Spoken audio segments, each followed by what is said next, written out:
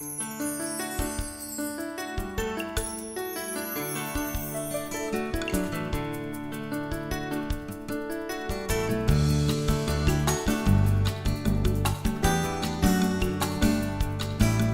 number one priority is safety and the well-being of this community, and that includes our teens. Our motive here is to make sure that we do everything we can to make the opportunity for these teens to be successful as well as live clean. So with that said, let's start the show. It is my pleasure to present our first act, which is Madison McGrath. She just opened up for Pat Benatar as well as Berlin. She's a strong, that's right. She's a strong advocate against bullying and also has a foundation that supports our wounded vets. So let's start the show. Madison McGrath. Thank you.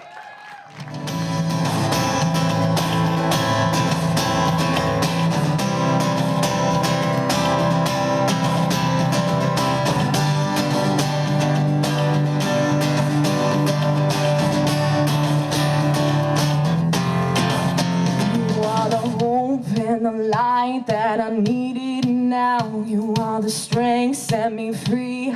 It's all about the way you've changed me.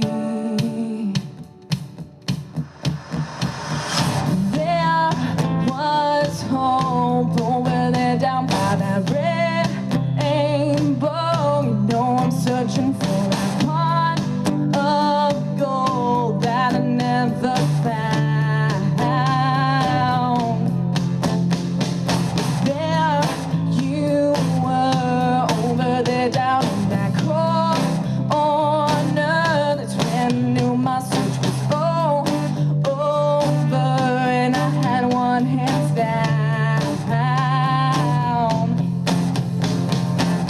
There is no pot of gold that I now ever need.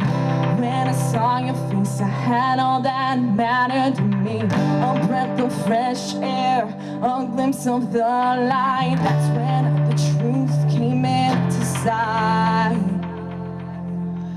And I realized I am not alone, no, not alone. You're never gonna bring me down. I am not afraid, no, not afraid. You're never gonna let me down. I am not alone, no, not alone.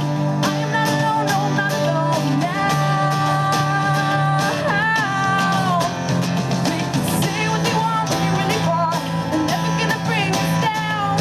Do what they want, what they really want. They're never gonna stop us now.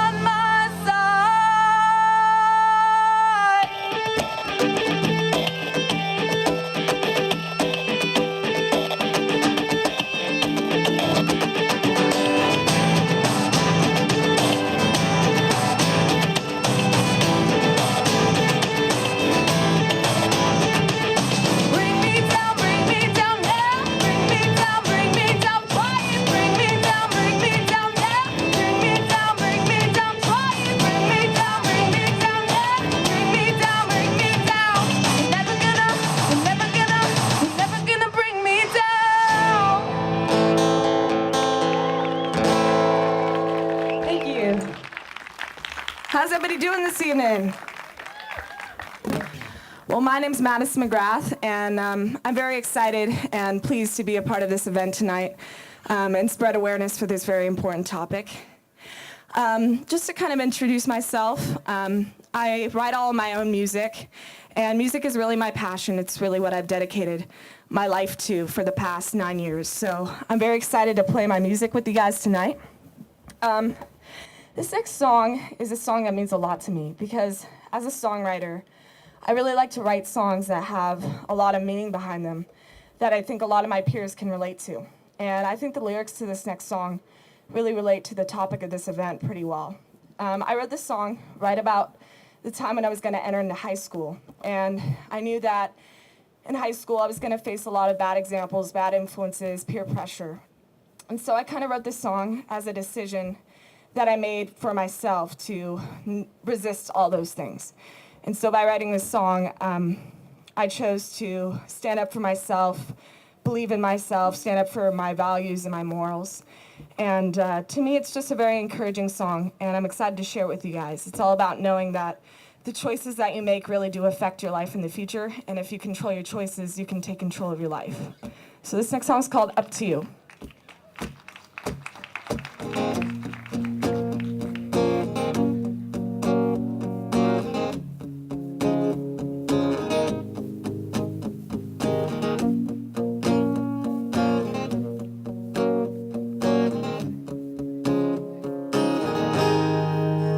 I can see you on the outside.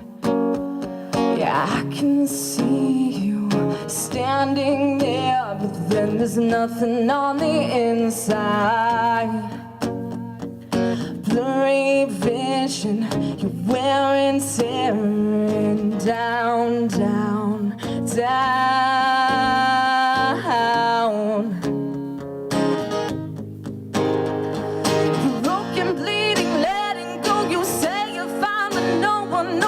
Pressure you feel into soul. What you gonna do when you have the strength to break through? I'll be there to catch you. You're gonna have to move. You're gonna have to move. The pressure's on you now.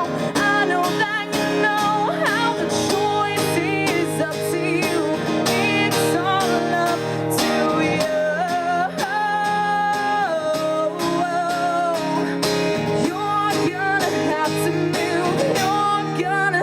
To move, standing in the busy hall. There's people walking everywhere, and how will you make your mark? It's your time to show them who you are.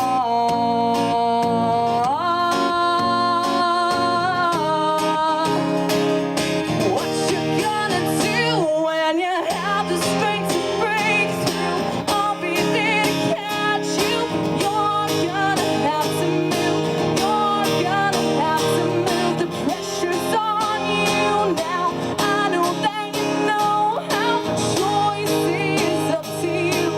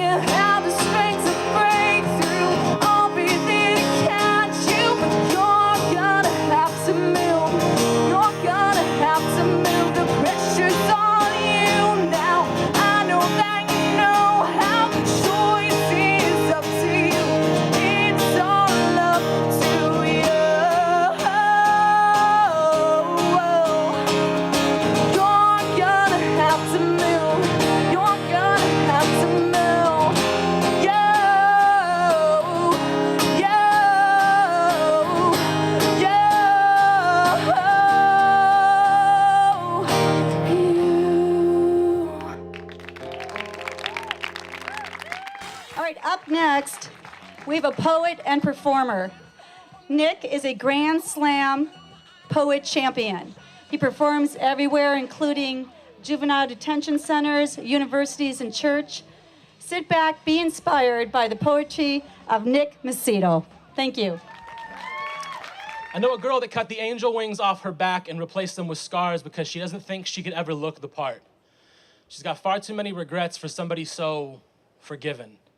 And she doesn't think that she's ever met a man before, but she knows that all boys are made of razor blades because she has been cut more times than a lunch line full of 12-year-olds. She's got the word pain tattooed in Braille on the inside of her eyelids as a reminder that just because you cannot always see hurt doesn't mean someone isn't feeling it. I caught her disposition with the lump in my throat. At that point, she was neck deep in the blue of my eyes, looking for any excuse to drown there, like that would give me excuse enough to save her, and I knew that I couldn't, so I said, listen, my father was no carpenter or wordsmith, so I don't have enough hammers in my vocabulary to build you the way I would like, and I've not learned screwdrivers big enough to tighten the places where we creak, so I'm not gonna be able to fashion you a lifeboat, but when the shadows come and the nightmares call you weak, stand up, look them in the eye and say, I own more of my backbone than you do, and I am willing to drown you in my spinal fluid to prove it. Sing songs, dance in the rain. Remember that your lungs are the blueprints for the iPhone, which is why you have always carried so much contact in your chest. You are sacred. We are sacred. Necessary contradictions. We are paramedics born in the year of the guillotine. We are corkscrews with heartbeats. We're just wrenching our bones hard enough because we're trying to wring guilt from our veins. We love inverted, hoping what is outside will draw you in, but we're terrified it's what's inside will push you out. So we stare into the night sky so long that prayer is only a secret handshake between us and the moon. We've got confessions written across our ribs saying all the reasons why we found it hard to believe in ourselves on the days that you did not, but we chose to believe anyway. So when they come and they ask why it is our stomachs burn, tell them it is because our souls are trying to cut their way out from inside of us. Our souls want to look us in the eye and say, you are not broken. You have just been taught to act that way. The last few strings of sunset melt off the tree branches in the backyard. We catch lightning bugs in mason jars and rubber band saran wrap over the top and poke holes to let this light breathe. We give chase to summer like it were a crescendo dribbling over our thoughts. We find pieces of ourselves in these forgotten places, born carrying firecrackers in our gut and magic in our palms. Our fingerprints are programmed to melody guitars into submission. We peel bass lines from our wrist and we remix them into whether or not we want to be just another face in the crowd, another voice in the choir. We crane our necks up to the setting sun and we do our best to fall in love with what is happening around us. Make no mistake. There are crowds of talking heads, these megaphones with shoulder blades trying to Kimura your arms into handcuffs behind our backbone. How easy a pill bottle can swallow our future before we arrive. But we know today is a skateboard, tomorrow is a half pipe, midnight the coping, and we drop in through the other side. There is a ticker tape of beauty bleeding through our veins in the form of an end zone, a painting, a wave. Common interest is just another way to say cathedral, meeting room, haven, safe place. We're all just looking for a shelter, an umbrella from rain. Find what it is you love and invite someone into that space. Hold the door open as long as it takes, even if it feels like your arms might break underneath the weight of waiting. Know that loneliness is a mason jar full of lightning bugs carrying fire in their gut, a bonfire in our arms, a flame to gather around in the dark. Torches were meant to be shared, but we know how easy it is to get lost in another's translation. So if you do, read this poem like a map home or hear it like Siri and GPS, whatever it takes to bring you back to this house full of music, this jar full of light, this sky and its sunset, this life and its fight. We are couriers of beautiful things, and may we never forget how the forge in our love. Bring your bicycle, your dance, your umbrellas, your art. The rain was never trying to drown us. It was just trying to bring us together. It was trying to keep us from being apart. Ironic, the way the rain falls to earth as a reminder that the sky has a wicked uppercut. Thank you. My name's Nick. You guys have been great. I'm so excited to be here. It's such a good cause. I mean, look at us. We're a community, becoming a family, becoming one, supporting an amazing cause. I mean, what greater reason to be here? So amazing. I'm super excited. I personally have had my life definitely changed by addiction, as I'm sure many people here have. I mean, addiction's everywhere. It's next door, it's in your family, it's your friend, it's everywhere. I was brought into a life with 2 parents that were addicts, very bad addicts. My father left when I was very young, which was very hard. And then my mom, she was a really intense addict. She was addicted to anything she could get her hands on. She lost custody when I was 8 years old, which was, I mean, I learned from a very young age what drug abuse looks like. At that age, I decided I was never going to touch drugs. I was going to be on the other side. I didn't want to live in that way, which is a choice that I'm forever grateful that I made. It's hard to talk. It's nerve-wracking. My mom actually lost her life to drug abuse 6 months ago. I'm 20 years old, so that's definitely life-changing and scary. It's like drugs cause that. If my mom didn't do drugs, she would still be here today. I mean, she'd be right there, but maybe I wouldn't be here. So throughout everything, throughout all the things that I have gone through in my life, you know, I've stayed so true to myself, saying that I was never going to do drugs. And to this day, I still live a drug-free life. Thank you. Why I'm saying this is because I think a lot of people expected me to fail. They expected me to become like my parents, to become an addict. And I decided to be on the other side of that. I never wanted that life for myself, which, like I said, I'm very grateful to be here and be on the other side. I think as a community, I mean, addiction, like I said, is everywhere. It's your neighbor, it's in your family, it's, you know, your best friend, it's surrounding us. And I think as a community, it's our job to be a family and to help one another. I mean, it's time to make a movement to change this. I mean, it's preventable. We can all do something about this, which is something I'm really excited to be a part of the other side. You know, we're working hard on putting this together and having events like this, which brings us all together, which is, you know, groundbreaking and amazing. It's hopefully we're changing lives here tonight. I think that the documentary, The Other Side, which you'll see later on, a little sneak peek, is going to change lives. I truly believe that. And, you know, we need help. If you feel like you can help out, anything can really help. If you want to get involved, let us know. Go over to that table later on. But I'm ready to save lives, and I think all of us together can do that as a community. Something very powerful and exciting, and I'm really excited to be a part of it. And I would like you guys to all join me. How y'all doing tonight? Woo! Time to play some music. Dancing is highly encouraged. But if you don't want it, you can sit down too. No rules. No rules here. No, we are the Futures League. Hill rolls. Oh, hill rolls. Yeah, you could roll down the hill if you want to too.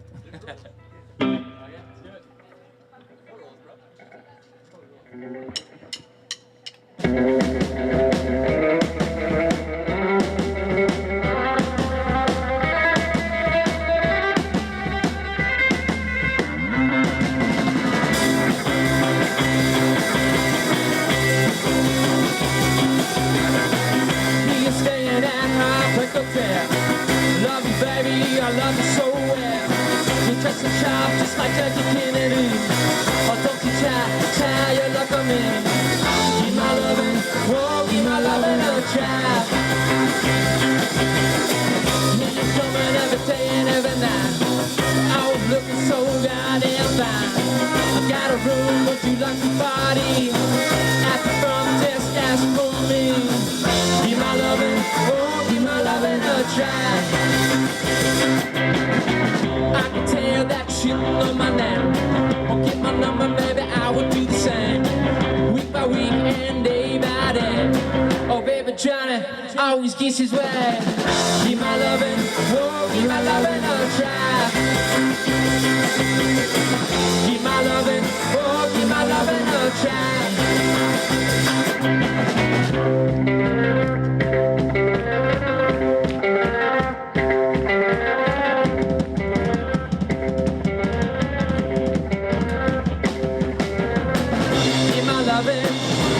Loving a try, give my loving, give my loving a try, give my loving, give my loving a try. Give my loving, give my loving a try, give my loving, give my loving a try, give my loving, give my loving a try.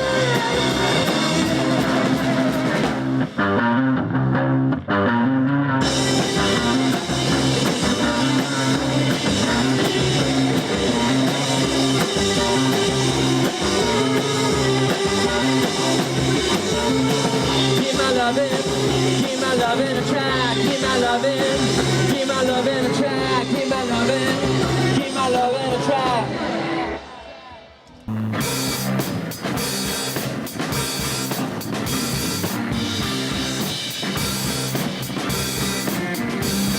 See Jesus out in the desert. He was walking around in a button-up shirt.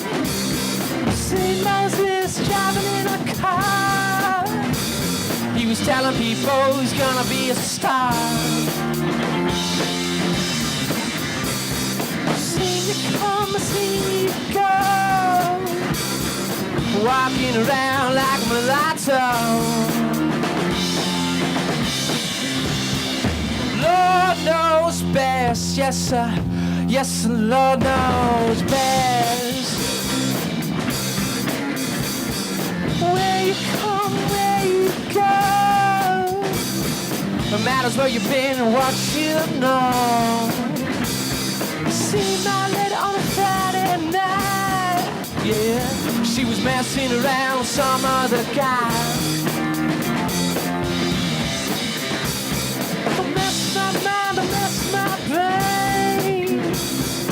Woman, you know you make a man go insane. Lord knows best, yes sir, yes sir, Lord knows best.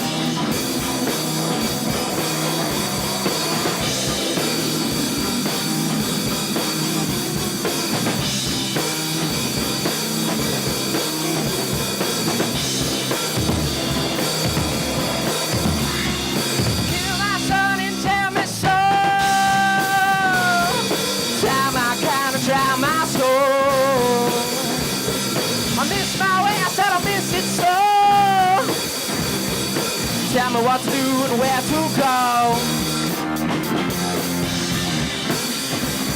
I miss my kind, I said I miss my way. The birds will sing every other day. Lord knows best, yes sir, yes sir, Lord knows best.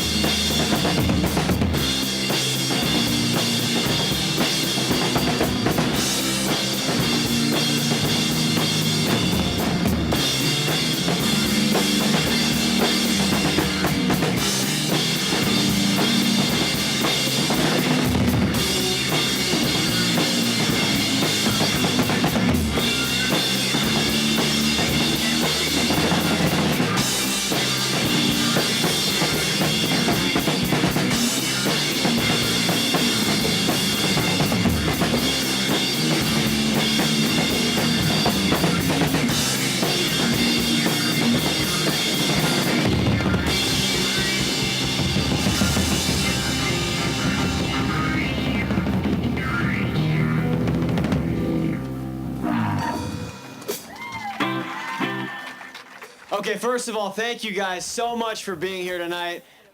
To see the community coming together at an event like this, to talk about issues like these, that's a huge thing, and it's inspiring to see it. I hope that you guys take the message of the things you hear tonight and you pass it on when you go home to your friends and your family and coworkers and classmates, because this is some groundbreaking stuff that could really change the course of a lot of people's lives if we take it seriously. There's some research out there that says that 90% of drug addicts started when they were teenagers. 90%, that's 9 out of 10 people who become addicted to drugs started when they were teenagers. To me, that's unacceptable. To me, as a member of society, as somebody who holds the futures of our kids very, very high, that's unacceptable to me, and there has to be something that we can do as a community, as a society, the leadership, the schools, parents, friends. There has to be something we can do to make an effect, to make a change there. If 90% of people who become addicted to drugs started when they were teenagers, it sounds like we need to be talking to teenagers. And so to me, I want to just share a message about choices. And to me, life is comprised of choices and consequences. And really, that's it. Choices and consequences. I make a million choices every single day. I decide what to wear. I decide where I'm going to go first. I decide who to talk to. And throughout my life, I'll make some major choices. One of the choices every teenager is going to have to make someday, unfortunately, is do I or do I not try drugs? Do I look at the people that I know who have gone down that path and see the life that they lead? Do I look at them and say, I want to be a part of that because that's a part of something? Or do I go the other way with it and say, I've seen those people, and yeah, they seem like they all have this one thing in common, and it holds them together as a group of friends in social environments, at parties, but I also see this other stuff happening. I see people going to jail or dying, and I see all these issues. So actually what I'm going to do is choose the other side of things. You'll see where I'm going with this. I'll choose the other side of things, right? And I'm going to say, no. There's got to be another way for me to relate to another human being my age. There has to be something that I can connect with on a personal level with somebody else. And that something doesn't have to be a chemical that changes my state of mind. That something could be a hobby or a passion. If we can somehow motivate people in their teenage years to make that choice and not ever have to see what it's like when you make the other choice, that could have a dramatic impact, not only on our families, our loved ones, our friends, but in our society as a whole. If you think about what might happen if teenagers decided altogether we're not going to make the choice to try drugs.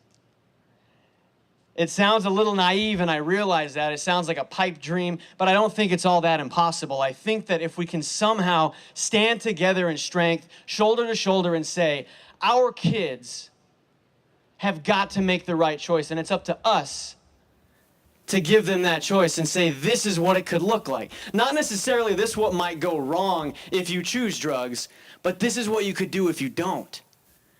And that's a message that we haven't heard very often. That's a message that we're trying to spread tonight. There's a group of professionals, educators, parents, doctors, and they've worked on quite a few projects. Dr. Robert Winokur is here tonight, Christine Brandt. The latest project is sort of the pinnacle of this whole event, which is The Other Side. And this film is trying to show teenagers exactly that. Inspiring hope, inspiring dreams, inspiring a passion inside of young people today to say, I want to make this choice toward a life of promise and passion and dreams coming true, not the other choice.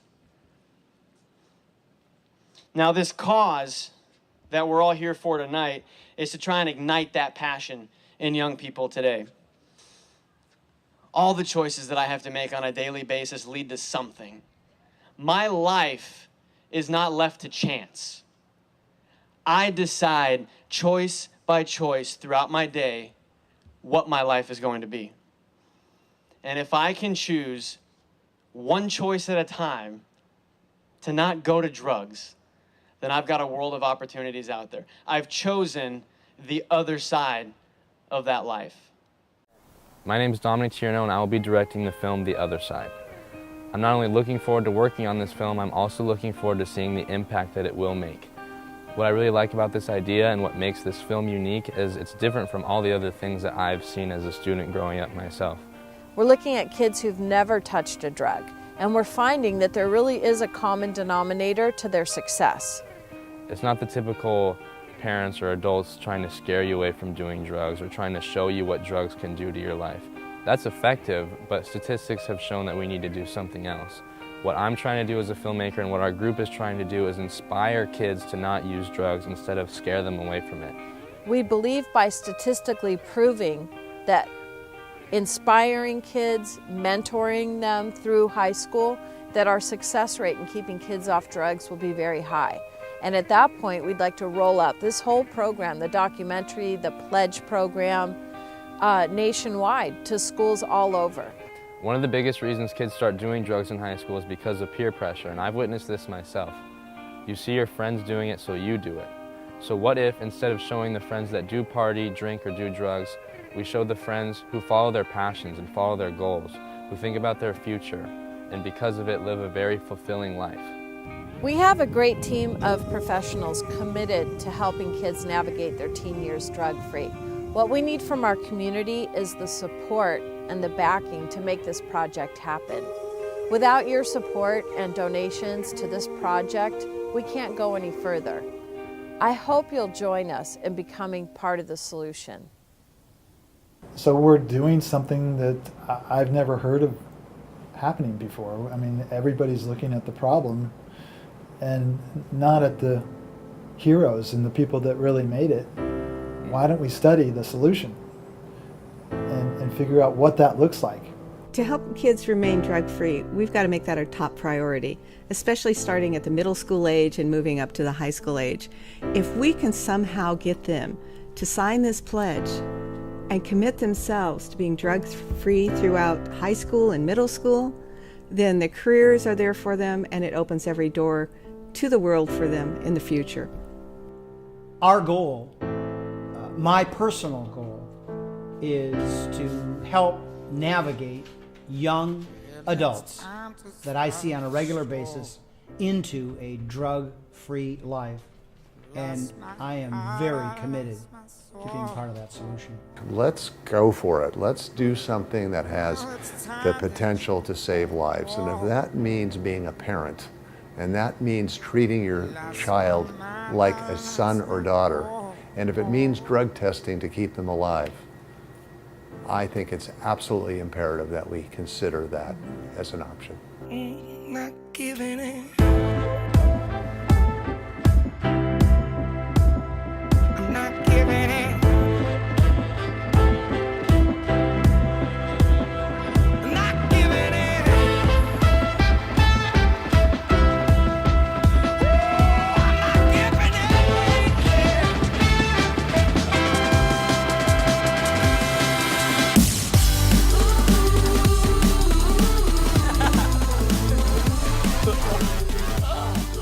I never want to be dependent on something to bring me happiness. I want to seek other things to find happiness, and I've found that so far, so I'm going to keep doing what I love. I'll just say to stick in school and look for a passion or look for something you really want to do and chase after it. Try to stay true to yourself and not have anyone affect you. You have to think about yourself before listening to anybody else. There comes a point in your life where you have to decide what road you want to go down and how you want to live your life, and if you want to do drugs and party, or if you want to stay in school and dedicate your life to something that's important and means something to you and keeps you going. And I decided early on that I was going to dedicate my life to my hobby and my passion and not party and drink like all my friends, and it's kept me completely out of trouble. It's kept me focused. So if we can have a bunch of these kids in high school saying no, we're gonna they will refuse to do that, then people will say, okay, well if you can do it and he can do it, then why can't I do it?